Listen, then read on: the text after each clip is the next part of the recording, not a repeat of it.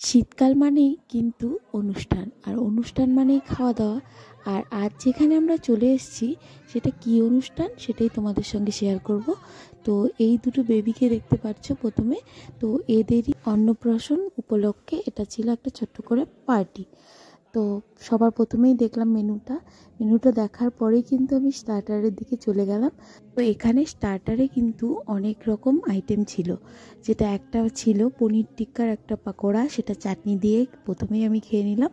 তারপরে গেলাম ফুচকার দোকানে। তো ফুচকার দোকানে গেলে তো আর ভিডিও করা হয় না, যার জন্য করতে পারিনি।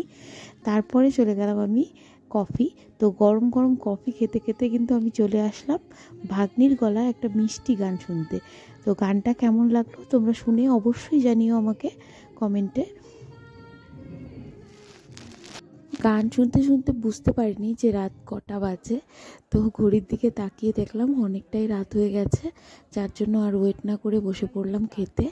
তো এখানে প্রথমে দেওয়া হয়েছিল আমাদেরকে স্যালাড, তারপর কাটলেট। তো কাটলেটটা আমি বেশি একটা পছন্দ করি না, তবুও খেলাম একটা।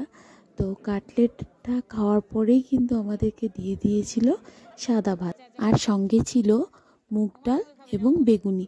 তো এটা আমার মানে বিয়ে বাড়ি বলো যে কোনো অনুষ্ঠানে বলো ফেভারিট খাবার। তো এটা খাওয়ার সঙ্গে সঙ্গে তারপরে আমাদের দিয়ে দিয়েছিল পনির, আর পনিরটা ছিল প্রচণ্ড সফট, আর রান্নাটাও কিন্তু খুব ভালো হয়েছিল। তো এটা আমি খাওয়ার সঙ্গে সঙ্গে তারপরে কিন্তু দিয়ে দিল কাতল মাছ, আর ছিল আর মাছ, যেটা আমি খাই না, তাও তোমাদেরকে দেখালাম। তো এরপরে কিন্তু নেক্সট আইটেম ছিল পোলাও, আর ছিল মাটন। তো কোনো রকম খাওয়াটা কমপ্লিট করলাম, কারণ স্টার্টারটা দিয়েই পেট অনেকটাই ভরে গেছিলো, যার জন্য খেতে পাচ্ছিলাম না আর। তো আমার খাওয়া দাওয়া অনেকটাই শেষ। আর দেখো আমরা কিন্তু এটা লাস্ট ব্যাচ ছিলাম, তো বাড়ির লোকরা সবাই বসেছিলাম এই ব্যাচে। তো যেহেতু আমার এটা বাড়িরই প্রোগ্রাম, আর এই দেখো আমার খাওয়া কিন্তু আর ঢুকছে না, কিন্তু মানে জোর করে যেটা খেতে হয় আর কি। তো খাওয়া কমপ্লিট করার পরে কিন্তু আমাকে দিয়ে দিল চাটনি। তোমরা আমার থালাটা দেখে বুঝতেই পারছো যে কি অবস্থা। তারপর দিয়েছিল আমাকে কালাকান, এবং তারপর সঙ্গে সঙ্গেই দিয়েছিল ক্ষীর দই, আর লাস্টে ছিল একটা পান্তুয়া।